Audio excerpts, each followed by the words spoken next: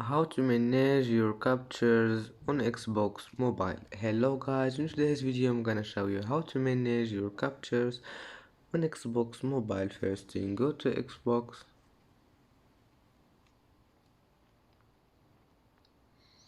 and now click here in your profile and then click this one here and now click here privacy and then click here who can see your captures. Click on it and now select who can see your captures, your friends or everyone on the internet or only you.